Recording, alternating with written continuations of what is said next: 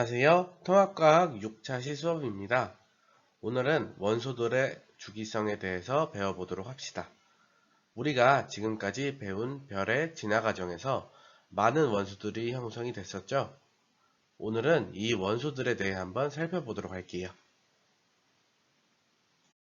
별의 진화 과정에서 헬륨이나 탄소, 산소, 나트륨, 마그네슘, 황, 규소, 철, 그리고 금, 납 등이 만들어졌어요.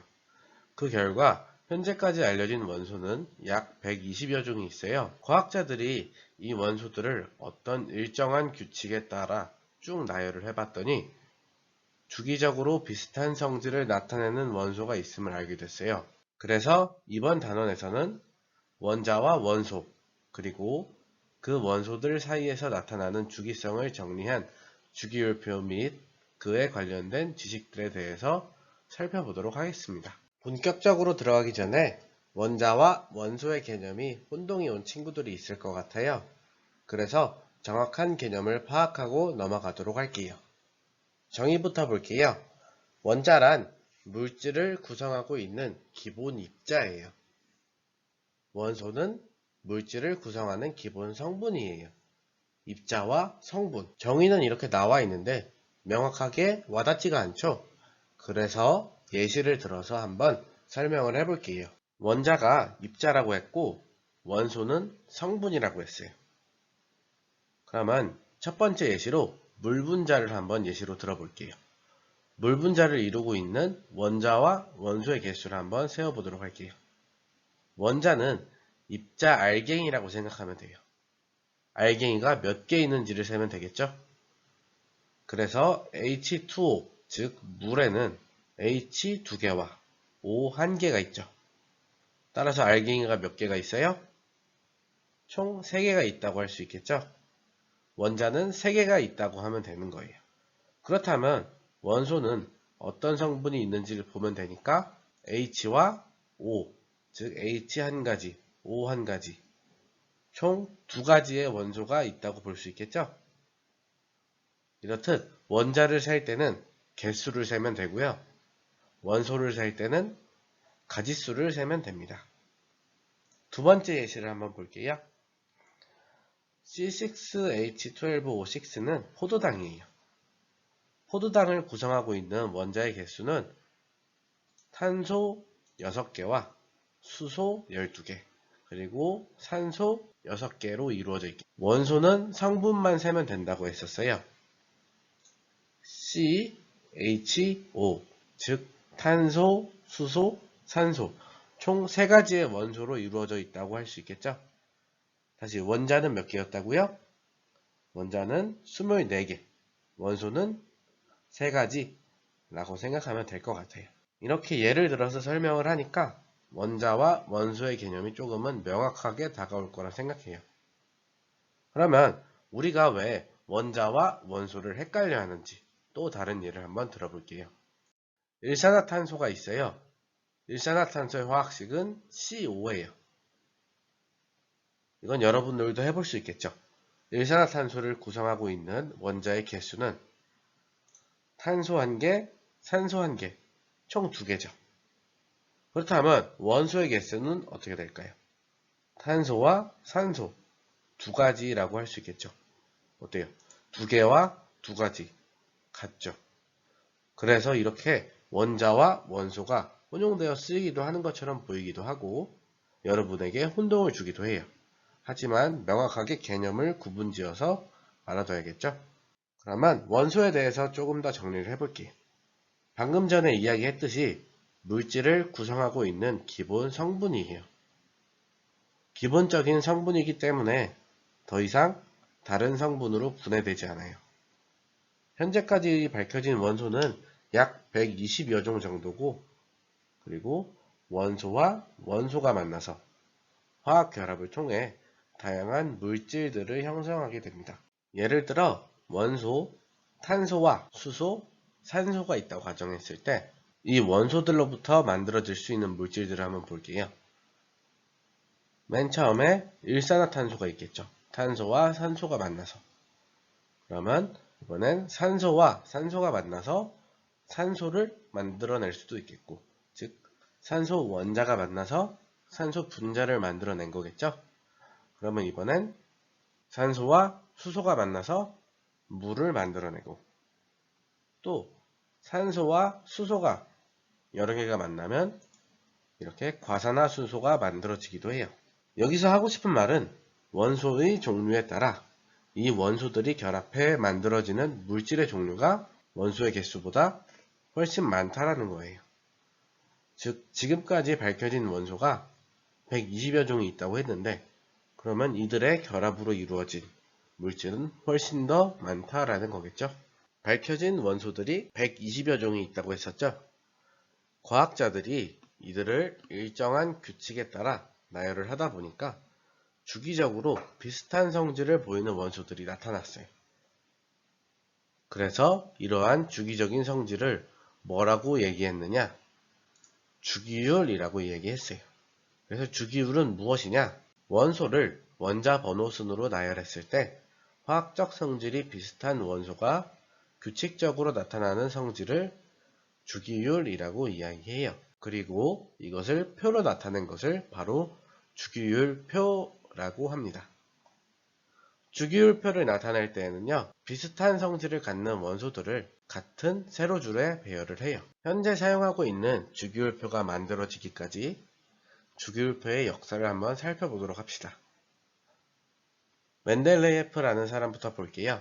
멘델레예프가 살던 시절 밝혀진 원소는 약 63종이었어요. 현재 약 절반 정도 밝혀졌을 때네요.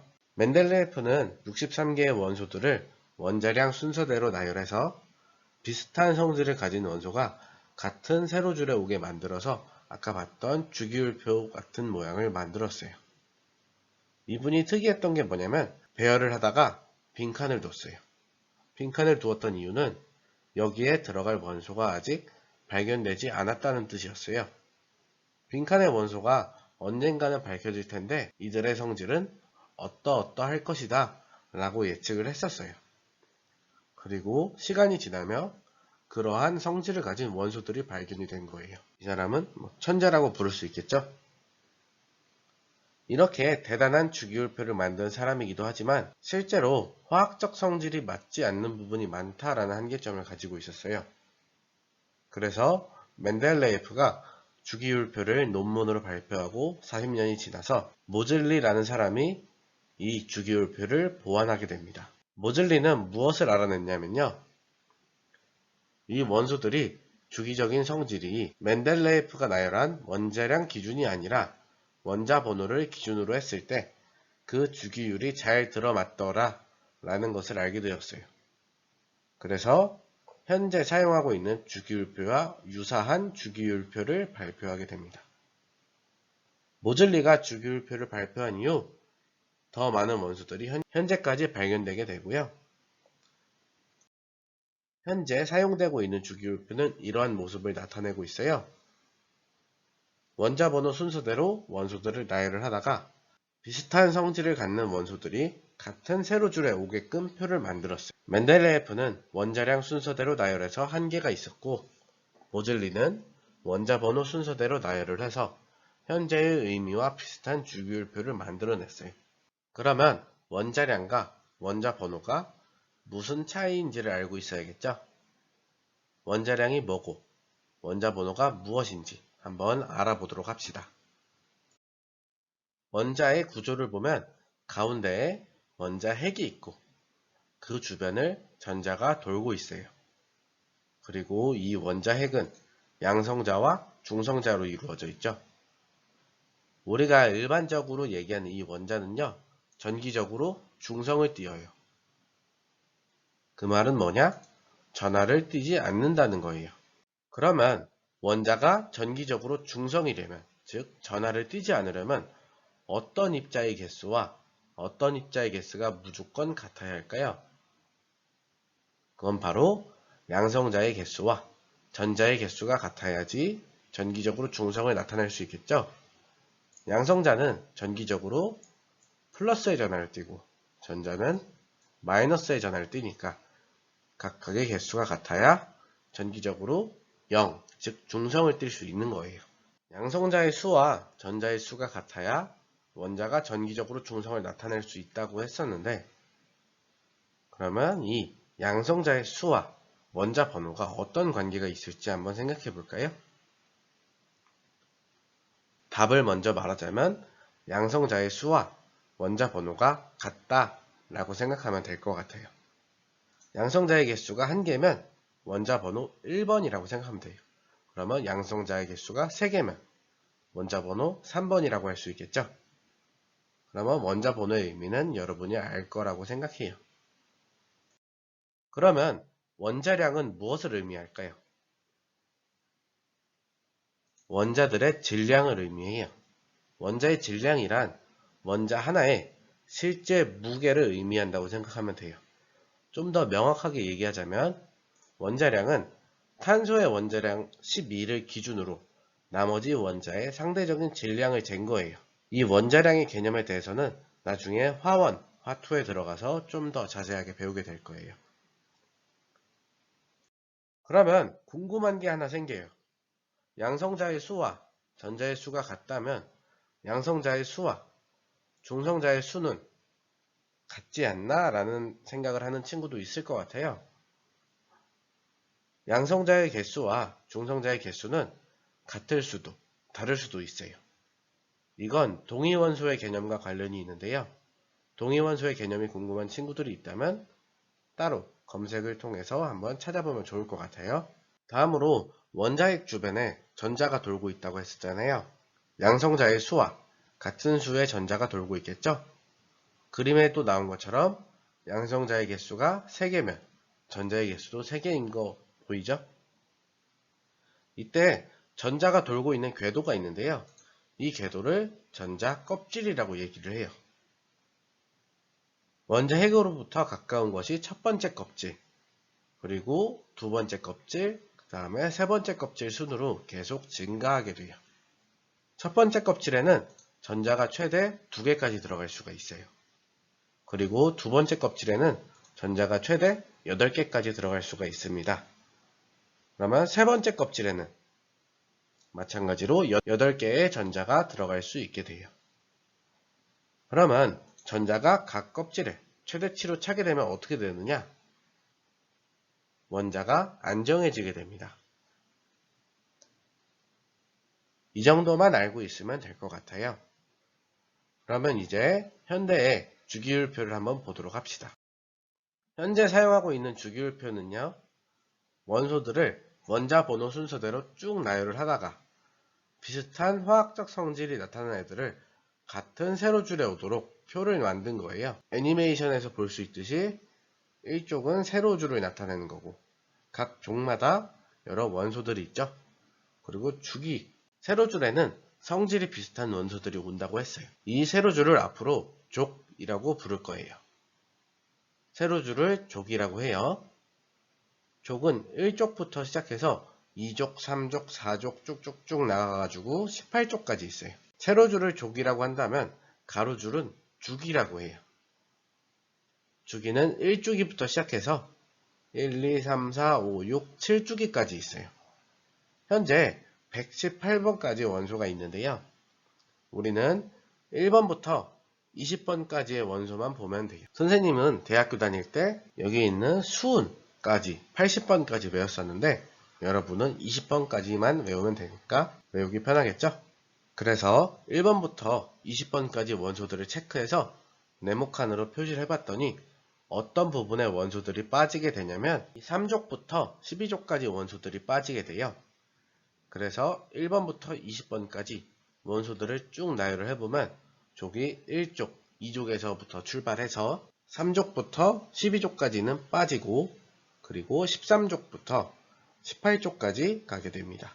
여러분은 1번부터 20번까지만 외우면 된다고 했었죠? 우선 각 원자 번호에 해당하는 원소들의 이름을 한번 써볼게요. 1번은 수소죠.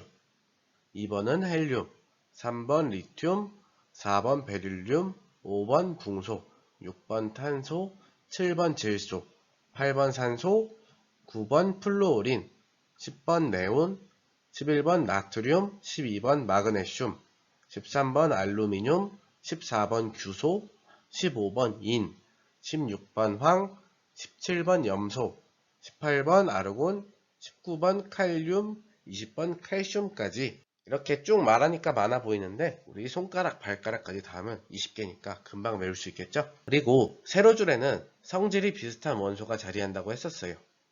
그래서 이 세로줄을 족이라고 한다고 했었죠?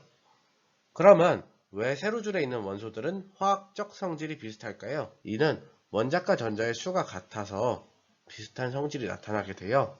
원자과 전자에 대해서는 우리 다음 단원에서 배울 거니까 오늘은 같은 족의 원소는 원자과 전자수가 같아서 화학적 성질이 비슷하다 라고만 알고 계시면 될 것 같아요. 그러면 가로줄은 뭐라고 했었죠? 주기라고 했었죠? 주기는 1주기부터 7주기까지 있는데요. 같은 주기에 속한 원소들은 원자의 전자 껍질 수가 같아요. 즉 1주기 원소들은 전자 껍질 개수가 1개고요. 2주기 원소들은 전자 껍질 수가 2개. 그러면 4주기 원소들은 전자 껍질 수가 4개가 되겠죠? 이제 원소들 사이에서 나타나는 주기성에 대해 한번 알아볼게요. 주기율표를 보면서 금속 원소와 비금속 원소에 대해 한번 알아볼게요. 이 주기율표는 아까 봤던 1번부터 20번까지의 원소들이 나와 있는 주기율표예요. 이 주기율표를 보니까 B랑 SI에 색칠이 되어 있죠? B는 뭐였었죠? 붕소였고요. SI가 규소였었죠. 이 붕소와 규소를 기준으로 금속과 비금속을 구분할 수가 있어요. 붕소와 규소는 준금속이라는 물질이에요. 준금속이란 금속과 비금속의 중간 성질을 갖거나 금속과 비금속의 성질을 모두 가지고 있는 것을 준금속이라고 해요. 그리고 1번부터 20번까지 원소 중에 준금속은 붕소랑 규소밖에 없어요. 이 준금속을 기준으로 왼쪽은 금속이에요. 금속. 그리고 오른쪽은 비금속이에요. 비금속. 왼쪽이 금속이라고 했는데요. 이 왼쪽 원소 중에서 수소는 예외예요. 수소는 비금속에 속하게 돼요. 그리고 분홍색이 금속을 나타내고 있고요. 연두색은 비금속을 나타내고 있습니다. 이 주기율표에서 금속이 많아 보여요? 비금속이 많아 보여요? 비금속이 더 많은 것처럼 보이죠? 하지만 전체 주기율표를 보면 파란색으로 색칠된 것이 준금속이에요. 여기 파란색으로 색칠된 것들. 준금속을 기준으로 왼쪽이 금속, 오른쪽이 비금속이었어요. 그러면 노란색으로 색칠된 것들이 전부 금속이라는 거겠죠. 비금속에 비해 금속이 훨씬 많다는 것을 알 수가 있어요. 우리가 흔히 알고 있는 철이나 구리, 은, 금 같은 것들이 전부 금속에 속하고 있죠. 이제 금속의 성질과 비금속의 성질을 비교해 볼게요. 금속은 상온에서 대부분 고체 상태예요. 하지만 금속 중에서 액체 상태로 존재하고 있는 것이 있어요. 여러분들이 아주 잘 알고 있는 바로 수은이에요. 수은은 예외적으로 액체 상태로 존재하고 있는 금속이에요. 그렇지만 수은을 제외하고 금속은 대부분 고체라고 생각하면 될 것 같아요. 또한 금속은 광택이 있고 열과 전기가 잘 통해요. 즉, 열 전도성과 전기 전도성이 있다. 그리고 뿐만 아니라 전성과 연성이 있어요. 전성은 뭐냐면 얇게 펴지는 성질이에요. 알루미늄 호일 같은 거 얇게 펴지죠? 그리고 연성은 얇게 뽑히는 성질이에요. 구리성 같은 거 되게 얇잖아요. 이런 성질을 연성이라고 해요. 금속은 전성과 연성이 있다라고 생각해 두면 되겠죠? 그리고 비금속은요. 상온에서 대부분 기체나 고체 상태로 존재해요. 근데 여기서도 예외가 있는데 액체 상태로 존재하는 브로민이에요. 브로민을 제외하고는 대부분 기체나 고체 상태로 존재해요. 비금속은 금속과 달리 광택이 없고요. 열이나 전기가 잘 통하지 않습니다. 뿐만 아니라 얇게 뽑히거나 펴지지 않아요. 즉 전성과 연성이 없어요. 자, 금속과 비금속을 이렇게 정리해봤는데 굉장히 간단하죠? 그러면 우리 오늘 어떤 내용을 배웠었는지 다시 한번 생각해 봅시다. 원소와 원자를 구분하는 기준을 배웠었고, 그리고 그 예시를 통해서 여러분이 직접 해봤었죠. 그리고 주기율표의 역사에 대해 배웠고, 그리고 주기율표 그 자체에 대해 한번 배웠었어요. 가로줄은 주기라고 했었고, 세로줄은 족이라고 했었죠. 그럴 때 같은 성질, 즉 비슷한 성질을 가진 원소끼리 모아놓은 곳을 족이라고 했었어요. 이 족을 항상 잘 기억해야 해요. 그리고 그 후에 원자량과 원자 번호가 무엇인지 배웠었고, 그리고 전자 껍질과 전자 배치에 대해 간단하게 설명을 했었죠.